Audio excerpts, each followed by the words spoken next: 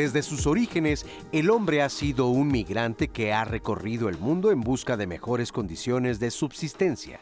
En la actualidad, se estima que cerca de 300 millones de personas viven en un país distinto al de origen. México, por su ubicación geográfica, se ha convertido en territorio de destino, retorno o tránsito de millones de personas que diariamente luchan por conseguir el anhelado sueño de una vida mejor. Poco más de 1 millón de extranjeros que ya radican de forma permanente en el país se han integrado a la sociedad mexicana y gozan de las prerrogativas que les confiere su condición. Desafortunadamente, esto no ocurre con miles de extranjeros que sin documentos padecen a diario diversas formas de discriminación, xenofobia y abusos. Hoy, en Diálogos en Confianza, te invitamos a reflexionar en lo que significa ser extranjero en México y conocer información para las personas que desean residir en nuestro país o nacionalizarse. Bienvenidas, bienvenidos a Diálogos en Confianza. Un placer que nos acompañen este jueves de sociedad con el tema de ser extranjero en México. Estamos conectados desde hace ya aproximadamente una hora en las redes sociales. Continuamos con ustedes participando con un panel de expertos que les voy a presentar en un momento más, agradeciendo a Lía Vadillo y también a Jimena Raya, Magdalena Alejo, que son nuestras intérpretes en lengua de señas mexicana, estarán alternando a lo largo de nuestro programa. Diana Laura ya comentaba y compartía con nosotros en redes sociales sus comentarios. ¿Cómo estás, Diana? Hola, Lupita. Feliz jueves a todas las personas que ya están con nosotros sintonizándonos aquí en la señal de televisión. Y sí, ya hay varias personas conectadas en Facebook y en YouTube, pero conéctense para que nos den sus comentarios, para que nos den sus testimonios, para que nos cuenten sus experiencias con extranjeros aquí en nuestro país, o si ustedes son extranjeros, que nos cuenten su situación, si han sido discriminados, cómo la pasan, cómo México los acoge, para que nos cuenten toda la experiencia que han tenido. También recuerden que nos pueden marcar al centro de contacto con la audiencia al 55 51 66 40 00 y claro, bajar la aplicación de 11 más para que puedan ver este programa en vivo y toda la programación del 11 y llevar al 11 con ustedes. Y aquí voy a estar yo muy pendiente de todos los comentarios que tengan el día de hoy. Nuestros invitados esta mañana, la maestra Elsie Pérez Gómez, directora del Colegio de Derechos Humanos y Gestión de Paz y Derecho de la Universidad del Claustro de Sor Juana. Elsie, gracias, bienvenida. Al contrario, muchas gracias, Lupita, por la invitación. Gracias, Elsie. Nos acompaña el doctor Adalberto Santana, experto en política latinoamericana y catedrático de la UNAM. Doctor, gracias. Muchas gracias, Lupita, por estar aquí en Diálogos en Confianza. Gracias, doctor. También nos acompaña Gerardo Talavera. Gerardo es director general de Programa Casa Refugiados. ¿Cómo estás, Gerardo? Muchas gracias, Lupita. Gracias. Nuestros panelistas ya conocidos en redes sociales con algunos de sus comentarios, sus puntos de vista. Y a ustedes ahora los vamos a escuchar a través de lo que compartieron en redes. Hicimos una pregunta previa. ¿Qué significa para las personas que viven como extranjeros en México si en algún momento se han sentido discriminados? Estas sus respuestas. Las escuchamos y regresamos.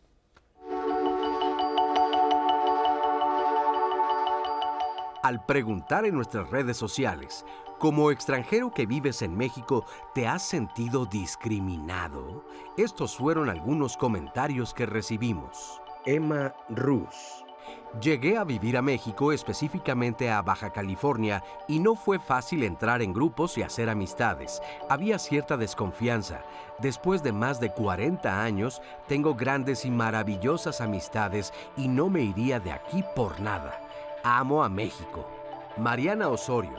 Sí, muchas veces ocurre en entrevistas de trabajo. Comentan sobre el acento y dicen que no les gusta, que les choca o que no te entienden.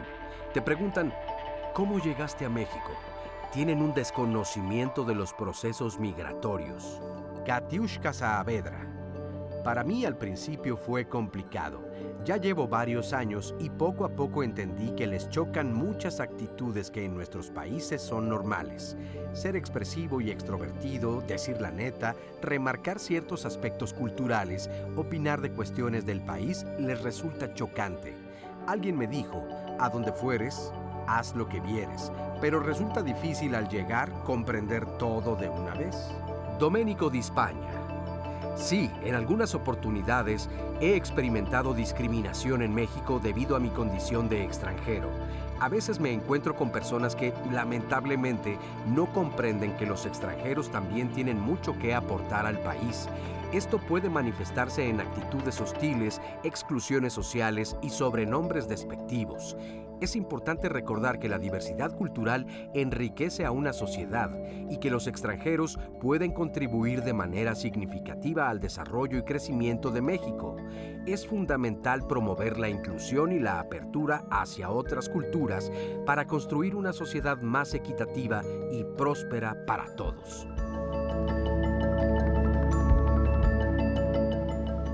Les queremos agradecer mucho su participación en este sondeo previo que hacemos para darle pie a nuestro programa de Ser Extranjero en México. Y lo que vemos, pues, son comentarios, un par de comentarios, y todos, pues, tristemente nos dicen que sí sufren discriminación.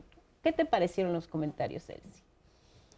Pues reales, la verdad es que sí reales, ya lo comentabas hace un momento. Quizás un poco va el desconocimiento, ¿no? De que como personas migrantes, lo vuelvo a comentar, pues tienen garantizados todos los derechos de acuerdo a nuestra normativa, la Constitución, para ser específico, ¿no? El artículo primero lo señala de manera muy puntual, y como bien nos comenta el panelista, todos estos derechos, a pesar de estar garantizados en la norma, quizás a la hora de ponerlos en la práctica, ¿no? A la hora de que como sociedad nos enfrentamos al trato diario a los migrantes, pues a lo mejor ahí es en donde existe pues una reticencia, ¿no? Por realizarlo, por tratarlos como lo que son, como personas, como iguales, con una dignidad como personas igual a la de cualquier otra, ¿no? Nosotros como nacionales, pues tenemos los derechos, pero debemos de tener claro que ellos como personas extranjeras también los tienen, y tienen los mismos derechos exactamente como personas que nosotros, ¿no? Entonces, y eso está reconocido a nivel internacional, vaya, no es,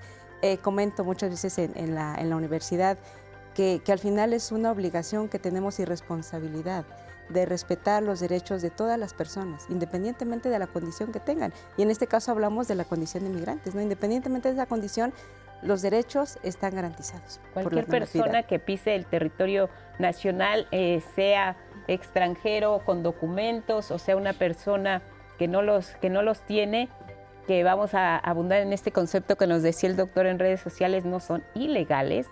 Son personas que pues no tienen en regla todos sus documentos, pero los pueden tener si así lo desean, porque México tiene políticas públicas que los ayudan a tomar la decisión de si continúan por nuestro territorio como un país de tránsito o si se quedan, si deciden quedarse en México. Estamos en Diálogo, Ser Extranjero en nuestro país, nuestro tema de hoy. Pausa y regresamos.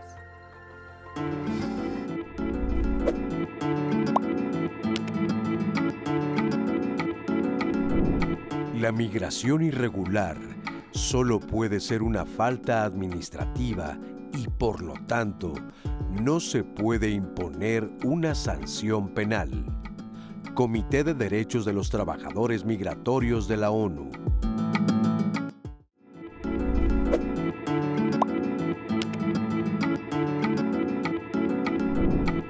A mediados del siglo XIX, el beato Juan Bautista Scalabrini, considerado padre de los migrantes, afirmó que la migración no es un placer, sino una necesidad ineludible, y entonces es un derecho.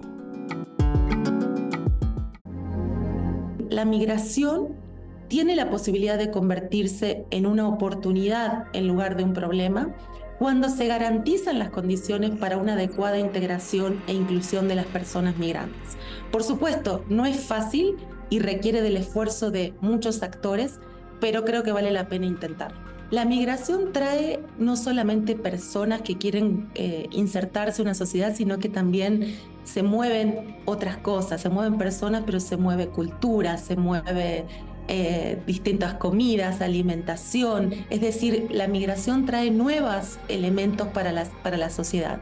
Y al mismo tiempo, en general, hablamos de que las personas migrantes suelen quitar empleos, pero generalmente lo que ocurre, y eso lo vemos en muchas partes, en Estados Unidos y en otros países, las personas migrantes suelen ocupar espacios del mercado laboral que no están siendo ocupados por las personas que ya residen en el país. Hay quienes creen que las personas migrantes son malas personas, que quitan los empleos, que tienen problemas y traen problemas al país.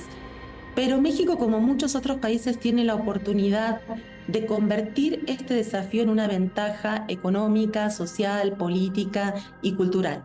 La integración y la inclusión de personas migrantes y refugiadas puede aportar beneficios para estas propias personas desplazadas, para las empresas que los contratan, para el mercado laboral y como para también la comunidad receptora. Sin embargo, para que esto ocurra, tiene que suceder algunas cosas. En primer lugar, es imprescindible ofrecer vías regulares para migrar. Cuando las personas están huyendo de sus condiciones, por ejemplo, pensemos en efectos del cambio climático, van a migrar a cualquier costa. Y eso está haciendo que la migración se convierta cada vez en una migración más riesgosa. Por eso es importante ofrecer vías regulares para migrar. Vías regulares que ofrezcan permisos de trabajo, permisos de residencia. México además tiene una ley de migración y de refugio que implica compromisos, entre esos garantizar los derechos de todas las personas que residen en su territorio. Y es muy importante que se cumpla. Entonces, lo que se requiere son políticas integrales. Se deben coordinar esa política migratoria con las demás políticas sociales del país, de manera que se garantice que niñas y niños tengan acceso a la educación, que las personas adultas puedan trabajar, que todas las personas tengan derecho a la salud. Que el perfil de la migración es cada vez más diverso. Por un lado, en relación a sus nacionalidades. En los últimos años, más de 100 nacionalidades distintas han solicitado la condición de refugiado en México. En los últimos años migran hombres y mujeres en proporciones más o menos iguales y también niñas, niños y adolescentes. De hecho, en los últimos movimientos de tránsito por México se estima que entre una quinta y una cuarta parte de quienes están migrando son niñas y niños. Y quizás una última característica tiene que ver con el nivel educativo. Migran personas con menor nivel educativo, pero también migran personas profesionistas, personas que vienen a formarse a México. En años recientes, México se enfrenta a flujos de personas migrantes sin precedentes que arriban a sus fronteras en gran medida por políticas que vienen ocurriendo, como el control de Estados Unidos, acuerdos entre México y Estados Unidos de que muchas de las personas que solicitan asilo en Estados Unidos permanezcan en México, pero claramente está lejos de ser una invasión como muchas veces se interpreta. Pues allá están los conceptos de la doctora Luciana Candini, coordinadora del Seminario Universitario de Desplazamiento Interno, Migración, Exilio y Repatriación de la UNAM. Colega doctor, y tuya, y además la pregunta frente a lo que ella nos expone es ¿por qué la migración representa un desafío para un país como México? Yo voy a hacer una referencia histórica, porque de repente hay que plantearse esto. Este continente americano no estuvo poblado mucho tiempo. Hubo unas grandes oleadas migratorias que llegaron de Asia a América. Los pueblos originarios vienen de Asia, no son de este continente. Es decir, hubo un flujo migratorio permanente. Después, con el llamado descubrimiento del Nuevo Mundo, pues vinieron europeos, particularmente de España y de Portugal y de África también, que poblaron gran parte de nuestro continente. Y en años más recientes, por decirlo, en el siglo XX, aquí en el caso mexicano, pues por conflictos políticos, por ejemplo, cantidad de mexicanos en la Revolución Mexicana emigraban hacia Estados Unidos o hacia Cuba o hacia Guatemala. En la Guerra Civil Española migran entre 20,000 a 30,000 refugiados españoles y que nutrieron evidentemente las instituciones educativas en nuestro país, desde la UNAM, el Politécnico, el Colegio de México, etcétera, ¿no? Pero en años recientes, el flujo migratorio que hay en el mundo, pues se cuenta, por ejemplo, que el mayor flujo migratorio está en Asia y en África. Y después está en el continente americano, particularmente en América Latina, junto con Australia, son los que menos flujos migratorios hay. En otras regiones es mucho más intenso. Sin embargo, aquí la tendencia es que siga creciendo. ¿Por qué? Bueno, por los fenómenos que hoy en día estamos expresando, dijimos, conflictos políticos, Estados Unidos bloquea Cuba, bloquea Venezuela, bloquea Nicaragua, genera un flujo migratorio porque esas personas buscan integrarse al mercado norteamericano para el fenómeno de las remesas, o sea, de la transferencia de dinero a sus familias, que igual pasa en el caso mexicano. 40 millones de mexicanos o de origen mexicano envían remesas hacia México. El principal rubro de la economía mexicana viene de las remesas. Entonces, ahí hay un fenómeno que estamos expresando. Lo que hoy ocurre es que empiezan a llegar a territorio mexicano nuevos flujos migratorios por la frontera sur, no tan solo de Centroamérica y de Sudamérica, sino incluso de otras regiones del mundo, porque se orientan básicamente hacia la economía norteamericana, que le encuentran como un alivio a la situación económica, a la reinserción familiar, a una serie de factores que ahí se presentan. Ahora, aparte de este análisis de lo que el doctor ha investigado en torno al tema migratorio, lo tiene en 2 publicaciones que hoy quiere compartir con ustedes, que nos siguen a través del programa del día de hoy en Diálogos en Confianza. Dianita, tú nos compartes la dinámica y el doctor, pues, no, doctor, ¿cómo se llaman los libros? Es una colección que se llama Exilio Iberoamericano y que toma distintos aspectos. Ya vamos en el número 18 de esta colección, ahí verán en la pantalla uno de los títulos, el número 17, precisamente Exilio, Refugio y Migración en Latinoamérica, o sea, se toma globalmente. Y vemos la portada ahí, pues es el río Suchiate en la frontera entre México y Guatemala, particularmente en Chiapas. Ahí cruzan los migrantes, incluso en esa portada le pusimos ahí este transatlántico que está cruzando, porque es donde cruzan los migrantes, veamos. Y unos también, más lo hacen en llantas y otros más lo hacen a pie, nadando. O sea, esta migración pueden. Es una migración vulnerable, que la distinción no es la migración que viene en avión, que viene en barco, ese es otro segmento social. Y eso también bueno, pues ahí están estas 2 publicaciones. Y después tenemos que es más reciente, el número 18, Exilio, Migración y Pandemia, que toma también elementos como el flujo de la pandemia generó exactamente un impacto en el fenómeno migratorio.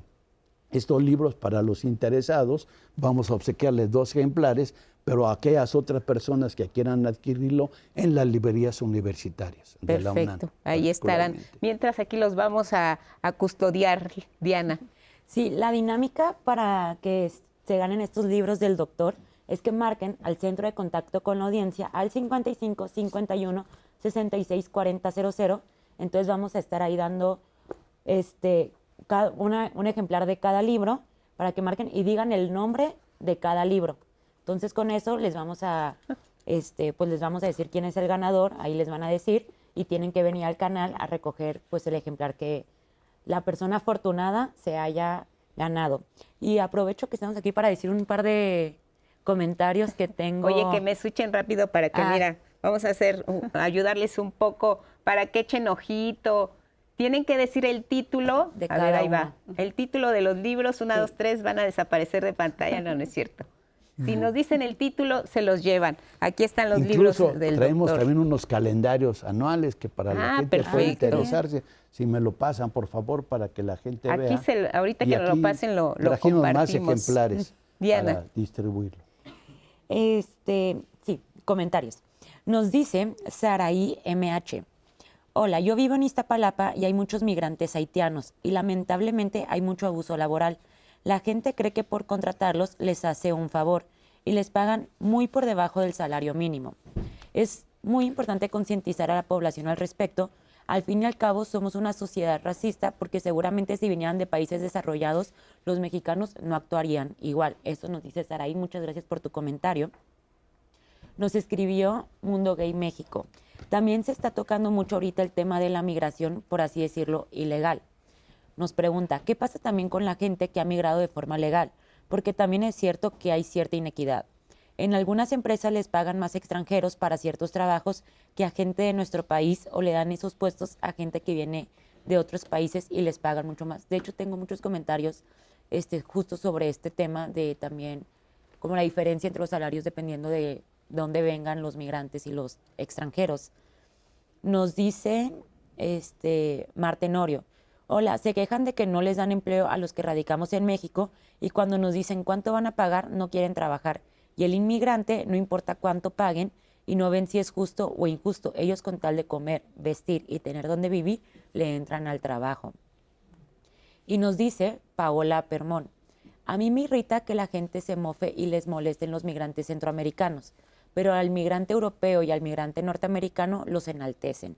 Mencionan que el migrante centroamericano nos invaden y que nos quitan oportunidades, pero ¿acaso se cuestionan el fenómeno de la gentrificación, que es un tema bastante, pues, reciente, ¿no? El tema de la gentrificación, donde nos desplazan gracias al encarecimiento de rentas y servicios, nos sigue diciendo Paola. ¿O qué hay de nuestros compatriotas en Estados Unidos que sufren en ocasiones discriminación y xenofobia de la misma manera en que están tratando al migrante centroamericano aquí en nuestro país? Seamos más empáticos, nos dice. Y un comentario anónimo que nos dicen, en un banco tuve un cliente con problemas en su cuenta de nómina por no tener la AFM actualizada. Es hondureño, estudió en la Universidad de Guadalajara, casado con mexicana y 2 hijas nacidas en México. Y en migración se le estaban haciendo de emoción para darle su FM, que es su formación migratoria, si no me equivoco. Cuando mi marido llegó de Alemania, no venía con permiso de trabajo y en migración nos dijeron, no importa, con que pague la FM con permiso de trabajo y ya. La verdad no se me hizo justo y se nota la diferencia en el trato. Dudo mucho que así de bien trataran a personas como a mi cliente del banco. Son algunos testimonios pues que nos vamos están dando. a darle respuesta con el punto de vista de nuestros invitados. Los migrantes tienen derechos. ¿Cuáles son los derechos de los migrantes? Sí, pues los mismos de cualquier ser humano, sobre todo en un país que se comprometió y que ratificó la Convención de Derechos Humanos, ¿no? Universal de Derechos Humanos. Entonces todos los derechos son para todas las personas, ¿no? Además son posiciones políticas que que el gobierno mexicano está atendiendo. ¿Cuál es el tema? Que eso lo lleve a cabo, ¿no? Y esto que están mencionando en los comentarios en redes sociales es muy importante porque esa es la brecha, es decir, las personas que sirven, sean funcionarios de gobierno, sean trabajadores de empresas privadas, bancos, todas las personas que tenemos alguna acción de servicio, tenemos que entender que estas personas tienen derechos y las que no nos dedicamos a servicios tenemos que respetarle los derechos también a todas las personas, ¿no? No tendría que ser la extranjería o la condición de situación migratoria en el país algo para que la persona pierda derechos. Eso es algo muy importante. Sí venimos de una historia, ¿no? Que también, de decirlo así, ha habido una evolución alrededor de cómo nos socializamos, donde ahí creo que sí hay que reconocer que estamos mejorando como sociedad, pero el punto de partida es ese. ¿Por qué? Porque no, por ejemplo, esto que mencionan de los temas laborales, es muy común justamente en las realidades mexicanas que los cambios de salario se generen, pero pues eso hay que denunciarlo, ¿no? O sea, este tipo de cuestiones hay que darles voz porque no, o sea, no tendría por qué pasar esto. Que sí es real, ¿qué condiciones de regularización migratoria existen en México para que las personas extranjeras que vienen en condición de desigualdad se puedan regular? Eso hay muy pocas, ¿sí? 2 puntualmente que yo mencionaría acá son las personas que llegan a ser víctimas de delito y las personas que deciden pedir protección internacional, es decir, ser solicitantes de la condición de refugiado en México. Estas 2 figuras, además del asilo político, que es otra que así no hablaría ahorita, ¿no? Estas figuras son figuras que el Estado mexicano generó para proteger a las personas extranjeras. Una persona que viene de alguna manera en un proceso de privilegios, ¿no? De alguna manera pues tiene recursos, tiene redes, tiene cosas que le permiten instalarse, pero estas personas que no lo tienen y que están buscando protección a través de estos instrumentos que son administrativos, ¿no? Uno es el acceso al derecho a través de la Comar para ser solicitante de la condición de refugiado y otro es a través de denuncia, a través de un proceso donde el gobierno mexicano reconoce que la persona fue víctima de delito. Esos 2 generan una tarjeta de visitante por razones humanitarias. La tarjeta de visitante por razones humanitarias le permite a todas las personas trabajar y tener, pues, insisto mucho en el tema de derechos que son universales, pero, claro. pero administrativamente le permite a las personas tener un empleo formal, tienen una CURP, tienen la capacidad de generar un RFC, tienen una identificación que les emite el Instituto Nacional de Migración y eso tendría que ser suficiente para que se emplearan en empleos que les garanticen pues, la protección de ley, digamos. Y posteriormente, particularmente en el caso de personas refugiadas, si quisieran entrar a un proceso de residencia permanente si son reconocidos. ¿Qué es la residencia permanente? Un documento que emite Migración, que dura, la primera vigencia es de 5 años y ese posteriormente les permitirá naturalizarse, ¿no? Este proceso de naturalización para personas que no tienen protección o no están buscando protección internacional sí tiene costo. Hay que hacer siempre estas diferencias porque estos trámites no forzosamente son gratuitos. Son gratuitos para las personas que están en una situación de vulnerabilidad y el gobierno lo reconoce. Entonces es importante tenerlo en consideración porque hace rato platicamos como del examen, platicamos de, bueno, ¿y qué pasa? ¿Cuánto tiempo tarda? ¿No? Entonces todos esos trámites tienen 2 vías. La vía que es de una persona que tiene los recursos, que a lo mejor se enamoró, porque pues, también hay una migración basada en afectos, ¿no? Entonces decidieron vivir en México y entonces ya tienen hijos, entonces ya tiene la manera, una forma, México reconoce que la persona, un padre de mexicanos, de personas nacidas en México, es mexicana, ¿no? Entonces tiene que hacer un proceso administrativo ante el Instituto Nacional de Migración y demás, y la Secretaría de Relaciones Exteriores, pero eso cuesta. Versus personas, por ejemplo, una persona refugiada que viene de Afganistán, que decidió vivir en México, el Estado mexicano le reconoce el ejercicio del derecho como refugiado, entonces después de cierto tiempo la persona de manera gratuita puede acceder a procesos de pues administrativos de migración y después los trámites para la naturalización. Entonces, no todo es gratuito. Hay manera de que cualquier persona migrante que pisa territorio mexicano regularice su estadía en nuestro país, y esto ya va a ser independientemente si es tránsito, si quiere viajar a los Estados Unidos, ya será decisión de cada una de ellas el ver de qué manera puede acceder a este derecho internacional al que México también está comprometido para reconocer su estadía y brindarles protección en caso de que lo necesiten. Ana Col es un testimonio de una mujer de origen venezolano. Las razones por las que está en México, ya tiene un trabajo y considera que pues se le abrieron las puertas de nuestro país, las comparte en la siguiente cápsula. La escuchamos y regresamos. Nosotros ya teníamos dentro de nuestro panorama que íbamos a tener que salir de Venezuela. La situación en Venezuela a nivel político, social y económico ya venía muy fuerte. Y sí estaba dentro de nuestro radar ya irnos de Venezuela. Probablemente la opción más segura para nosotros era Italia. Mi esposo es italiano, pero surge esta propuesta laboral en México y seguro la tomamos. Pues era algo muy bueno para él, para todos como familia, y por eso lo tomamos. A México vengo con mi esposo y mi hija hace 10 años. Estos 10 años han sido un desafío, un reto para mí. Yo soy graduada en Mercadotecnia desde hace 34 años. Cuando en Venezuela, en mi país de origen, trabajé en el área de mercadeo muchos años. En la última empresa donde estuve 17 años. Y pues no era fácil conseguir a nivel laboral oportunidades. Primero ya la edad empieza a ser un problema y después pues buscaban perfiles como de otro estilo, más idiomas. México es bien exigente en esta parte, ¿no? Y bueno, decidí estudiar de nuevo. Soy psicóloga en la actualidad, estudié en México, estoy terminando actualmente mi maestría.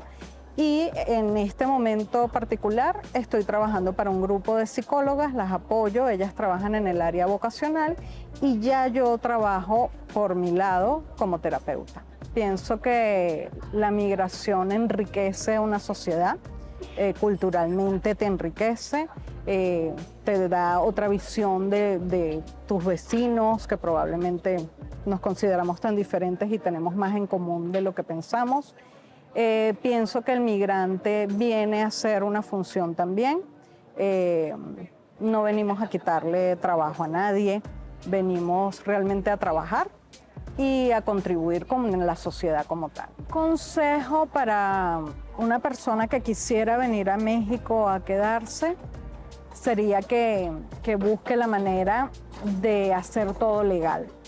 Que es muy importante que cuando llegues a un país te informes de sus leyes, lo que se puede hacer o lo que no se puede hacer, la manera de estar legal dentro de ese país. Existen muchas maneras de estar legal en México. México me ha dado unas oportunidades que jamás las tuve yo ni en mis mejores momentos como algo, una posibilidad, y México me ha brindado esa oportunidad. Dicen que nadie experimenta en cabeza ajena. Si escuchamos estos testimonios o alguna persona que quiera migrar por la razón que sea, pues saben la realidad a la que se enfrentan porque la han escuchado o porque algún familiar la comparte o saben que pasó cualquier situación inesperada a lo largo de este camino migratorio. Pero pues hasta que no vives la experiencia te das cuenta de lo que puede ser para otras personas migrantes la oportunidad de cambiar de vida. Y en este caso también para los países que son receptores de migrantes. La migración tiene estas dos caras o muchos rostros. Exacto. Para nosotros, ¿cuál es la oportunidad de recibir a las personas migrantes que logran lo que hizo en este caso Ana Cole? Sí, justo yo creo que es esta apertura a incluso enriquecernos culturalmente, ¿no? O sea, precisamente el Estado mexicano se define, se autodetermina como es pluricultural. Entonces, yo creo que aceptar otras culturas, aceptar con esta apertura de la que hablábamos hace un momento, ¿no? O sea, quitando o dejando a un lado un tipo de, o los tipos de migraciones que existen y que hace rato comentaba Diana. Bueno, es que no es lo mismo, no se trata lo mismo a un migrante europeo, en fin, pero es que son diferentes tipos de migración, son diferentes caras de la migración, son diferentes oportunidades. Justamente cuando se habla de poder entrar al país cumpliendo con todos los requisitos legales, porque la normatividad está, justo como hace un momento decías, es que la ley existe, claro, está la normatividad, está totalmente regulado cuáles son los tiempos en los que la ley de migración determina y bajo qué condiciones se van a otorgar permisos o no para venir a estudiar, para venir a realizar una actividad remunerada. Y creo que ese es un punto importante. Si podemos cumplir con la normatividad y si cumplimos con la normatividad, pues es justamente el ejemplo que vimos ahorita, ¿no? El ejemplo o sea, de ello. Claro, Vamos es un ejemplo. A una pausa, regresamos para escucharte terminar el comentario. Volvemos.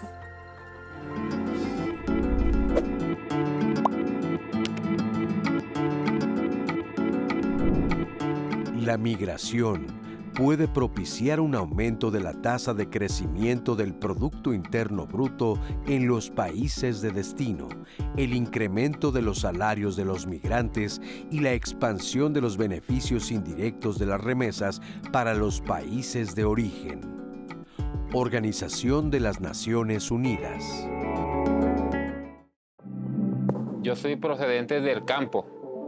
Allá nosotros vivimos en el campo y como tal uno se mantiene de lo que uno produce en el campo. La producción de siembra, tanto de ganado, eso. Yo soy venezolano y la decisión en que yo decidí salir de Venezuela fue por buscando mayor beneficio. Todos sabemos que Estados Unidos es un país que tiene mayor beneficio en todo. Entonces, mayormente los venezolanos, tanto haitianos de diferentes países, todos hemos decidido emigrar hacia Estados Unidos por el mayor beneficio. No hemos intentado sacar trámite porque el destino de nosotros es llegarnos a Estados Unidos. Solo aquí hacemos lo que llaman el CP1, que es donde registran a uno y por medio de ese registro uno puede llegar a Estados Unidos legal. Discriminación como tal sufrimos por medio de los carteles y de la gente de la migración,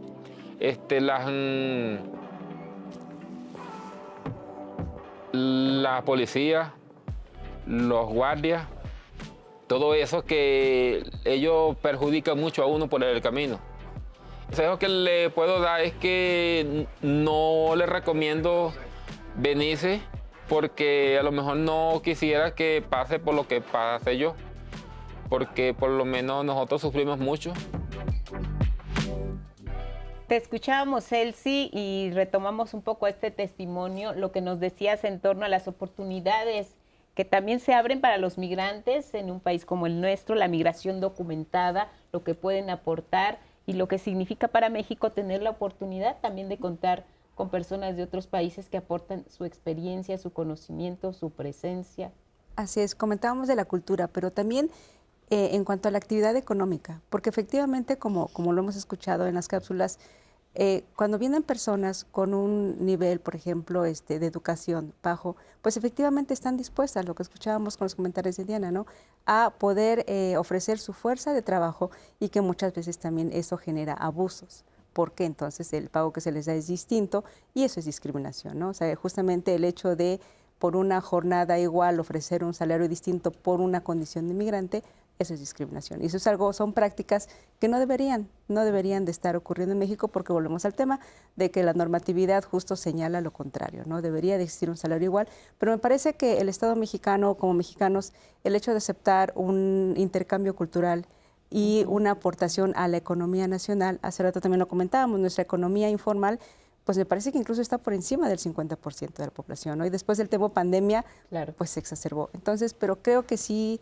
es importante que como población nos abramos y literal tratemos a los migrantes, a estas personas, porque en algún momento nosotros también lo podemos ser, o lo hemos sido quizás, ¿no? De algunos otros estados, nación, pero sí abrirnos a una interculturalidad, un intercambio cultural y también económico, porque fortalecen. Nosotros, mexicanos, en Estados Unidos hemos fortalecido su economía. Históricamente hemos fortalecido la economía de Estados Unidos, y de la misma manera los migrantes centroamericanos pueden fortalecer de alguna manera, y sobre todo en esos espacios que muchas veces como nacionales no estamos dispuestos a ocupar, ¿no? Tenemos ya ganadores de los libros, Diana. Ya tenemos ganadores, efectivamente, Lupita. ¿Ganadores y ganadoras o puros ganadores? No, un ganador y una ganadora. Eso. Los ganadores son... un poquito de red, no es cierto. Adrián Tobar Vélez es el ganador de uno de los libros, y la otra ganadora se llama Laura González Sánchez. Entonces, muchas felicidades a Adrián Tobar Vélez y Laura González Sánchez, para que vengan al canal a recoger el libro que hayan No sabemos cuál fue la respuesta, pero bueno, aquí están los libros que se llevan, y vamos a aprovechar, doctor, porque también nos decías que tienes este calendario. ¿En qué consiste este calendario? Sí, ¿Qué nos muestra? Publicamos en el proyecto sobre el exilio iberoamericano un calendario de este año precisamente, que muestra las portadas de los libros que hemos publicado, y que también aquí vamos a nuestro público ofrecerle 10 ejemplares de este calendario. Perfecto, pues se lo llevan las 2 personas de entrada ya que respondieron. Sí, claro. Y para las otras 8, pues vemos igual, hacemos nuestra dinámica en redes, que lo soliciten, lo pidan. Vemos que el problema, porque hay publicaciones, porque hay expertos que se dedican. Gracias, gracias, doctor. Aquí lo ponemos mientras. El problema está diagnosticado, los retos están diagnosticados, se conoce el panorama de la migración, es un fenómeno mundial. Frente a esta realidad tan cambiante, ¿qué puede hacer México para poder ser un país más generoso, más bondadoso, con respeto a los acuerdos internacionales, con las personas migrantes? ¿Cuál es ese reto, doctor, que ves por delante que tiene que asumir México para ser un país que limpie quizá toda esta imagen que se tiene de cómo se tratan a los migrantes? Claro. Yo pienso que hay 2 aristas. Una, las políticas gubernamentales, y otra, las políticas de la sociedad, en términos de quienes conformamos los distintos grupos sociales. En términos de las instituciones gubernamentales, el Instituto Nacional de Migración, la ACNUR y otra serie de organismos de la sociedad civil, de las iglesias que colaboran, pues entender que migrantes es un derecho. Migrantes es un derecho humano que toda persona debe transitar libremente por cualquier nación, porque somos seres humanos.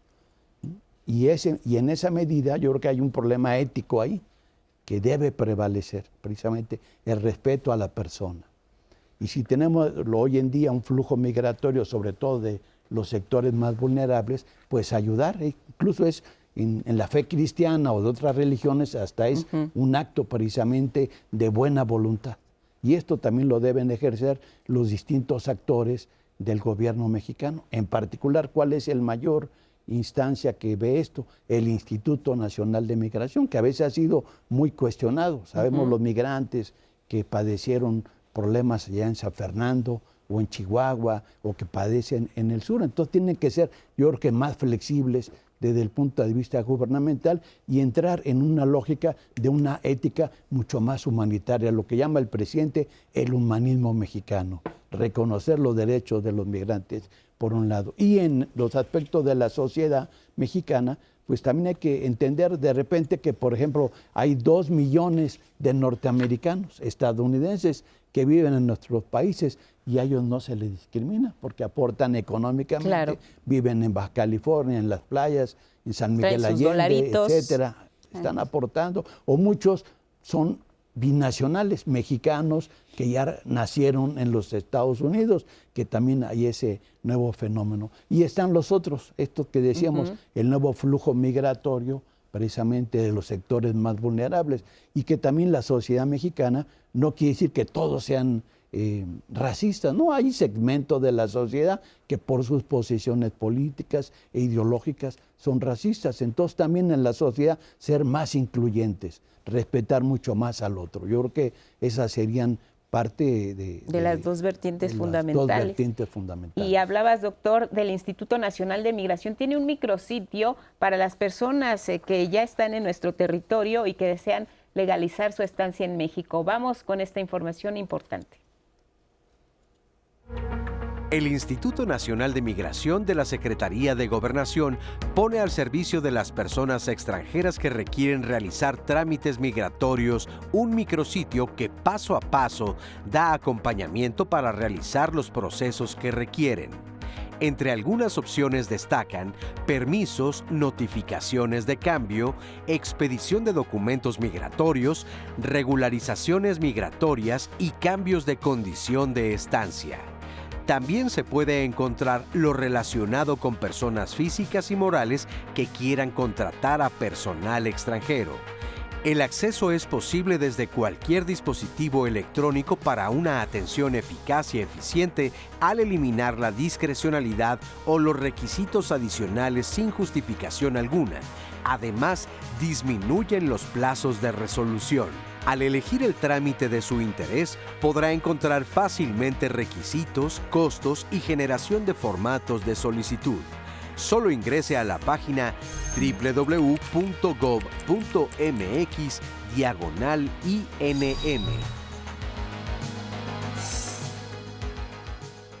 Pues ahí está la información. ¿Hay programas de inmigración disponibles para todos los países, Gerardo? Programas de migración, sí los hay, cada país tiene su realidad.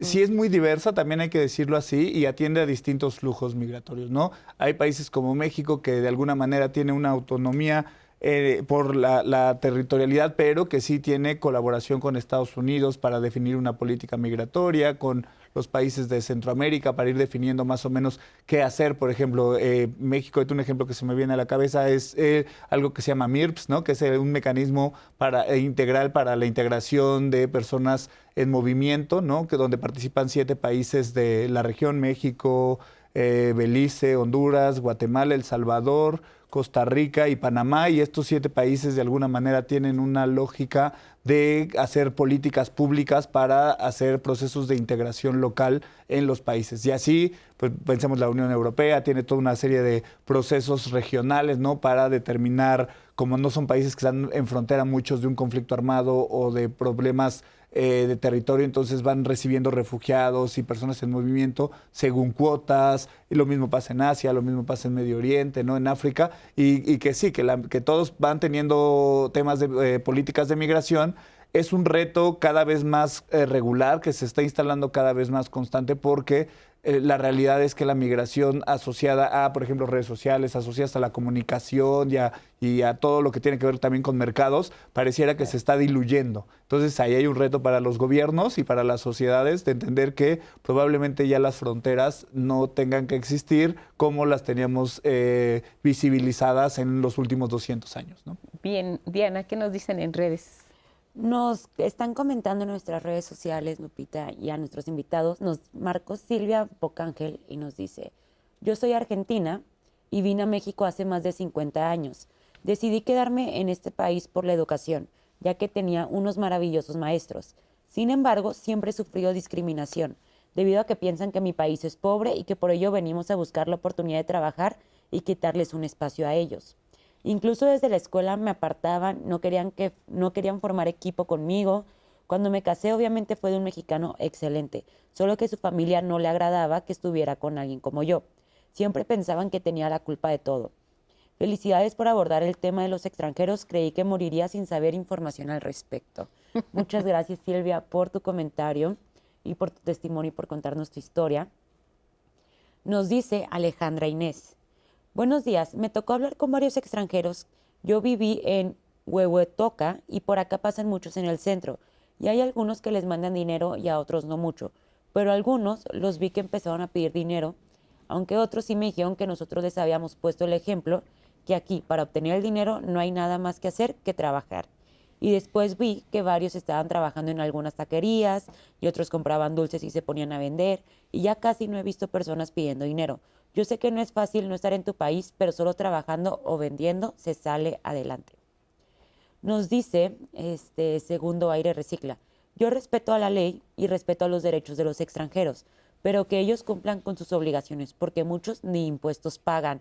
De hecho, sí hay varios comentarios de varias personas que justo dicen, yo respeto y así, pero es que hay muchos extranjeros que vienen y no pagan justo los impuestos y están establecidos aquí, viviendo aquí en el país.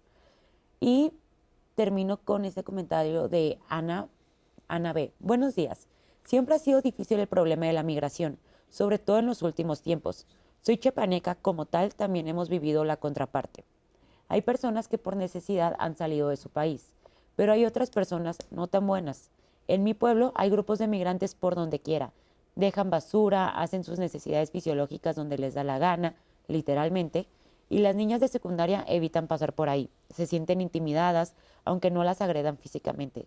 Si se les ofrece trabajo, se molestan, y si las personas no les dan dinero cuando piden, se molestan y algunos son groseros. No todas las personas son así, pero sí pasan. Y estos son algunos de los comentarios que hemos tenido al momento del día de hoy.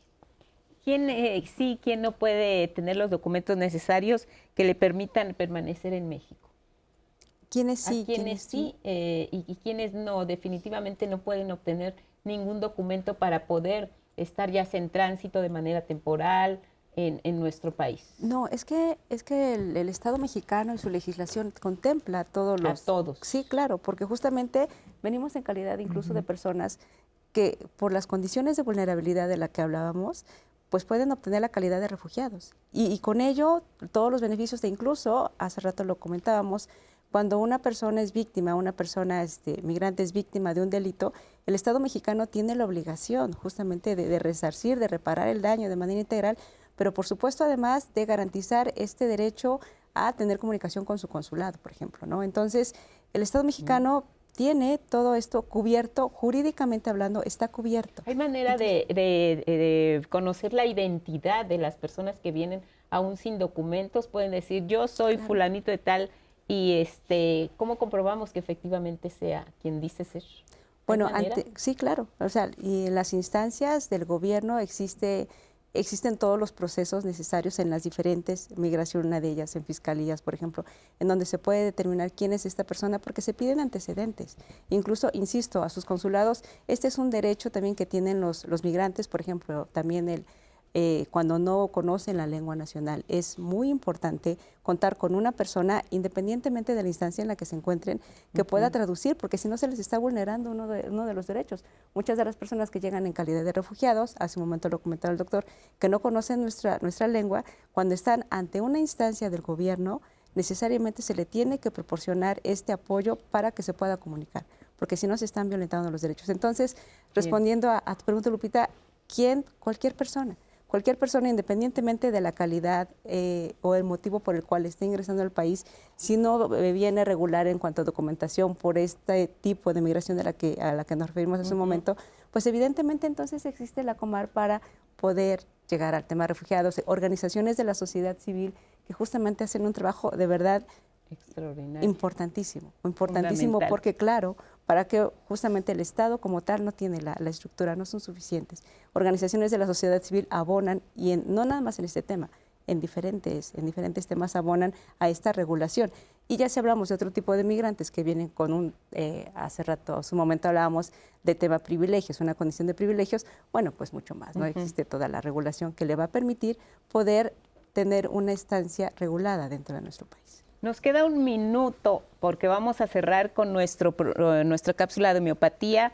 Les pediré un comentario muy breve para cerrar el programa, doctor, por favor. Sí, yo creo que hay que ser muy sensibles para el tema migratorio en nuestros días, que es una realidad, abrir nuestros criterios y entender los distintos problemas de los sectores más vulnerables, sobre todo, que es lo que vemos cotidianamente en las carreteras, en las calles, gente que está migrando, y tenemos que tener, a mi entender, pues esa ética de los derechos humanos para respetar precisamente sus condiciones de vulnerabilidad y de tránsito migratorio que están haciendo. Gracias, doctor Gerardo. Sí, finalmente decir que creo que en México necesitamos mejorar nuestras comunidades y la llegada de personas extranjeras que sobre todo desplazadas por violencia vienen huyendo de la violencia y vienen buscando lugares de paz. Entonces México puede ser, si todos en comunidad hacemos la búsqueda y la construcción de espacios de paz, pues vamos a tener una mejor sociedad donde personas con otras culturas también sumarán a la cultura de paz. Gracias a todos. Nos despedimos con esta cápsula de homeopatía. Gracias.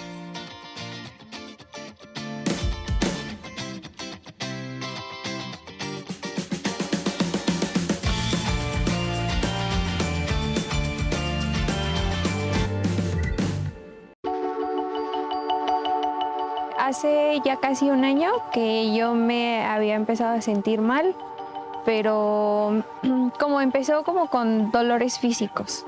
O sea, a mí me dolía la espalda, me dolía la cabeza, estaba como muy sensible, me dolía la ropa incluso.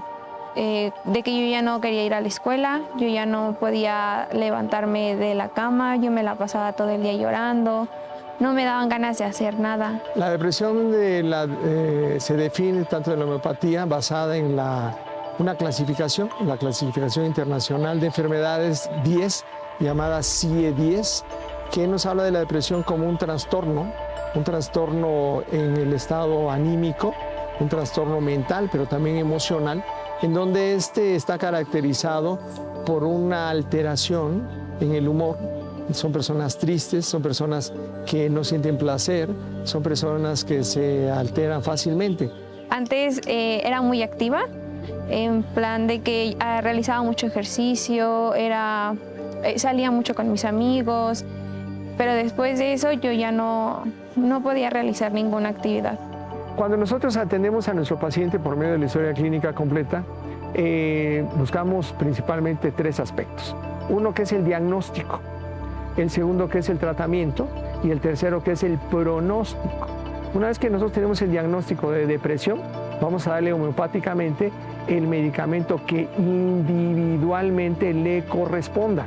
Es decir, una depresión no es tratada con un solo medicamento para todos los pacientes, sino que está totalmente individualizado.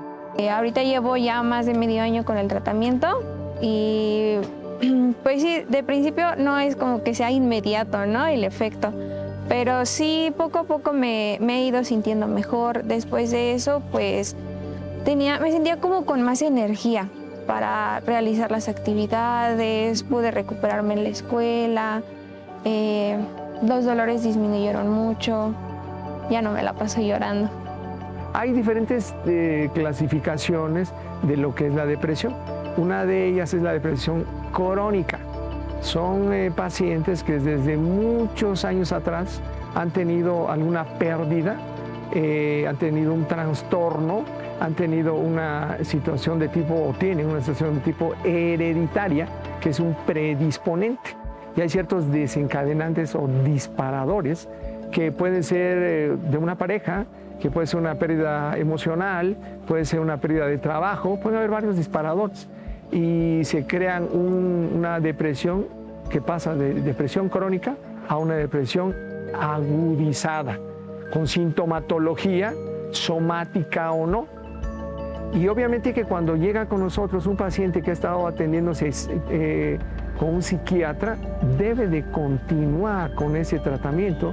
Sería muy irresponsable de un médico cirujano y homeópata que detuviera ese medicamento que se le está dando. Porque lo primero que tenemos que buscar en nuestro paciente es su salud, la recuperación de su salud y el equilibrio, y que encaje adecuadamente en la sociedad. Y si esto está dando en un principio con un tratamiento alopático los beneficios, esperaremos a que pase esto para reforzarlo en el momento adecuado y apropiado con el tratamiento homeopático. Yo no pensé que realmente fuera una terapia, una buena opción de terapia. Pero sí, después de eso me he dado cuenta que, o sea, que sí te ayuda verdaderamente. Porque se me hace que es como una consulta muy integral. O sea, no es como cuando nada más te preguntan qué es lo que tienes y te recetan algo solamente para eso en específico, sino que va más allá de eso. Tiene que ver con tus emociones, con las cosas que has vivido y que influyen en cómo te vas sintiendo y cómo lo manifiesta tu cuerpo. Porque también lo manifestaba con dolores y con malestares, como ejemplo de cabeza, de estómago, de espalda. Y todo eso fue disminuyendo, ha ido disminuyendo.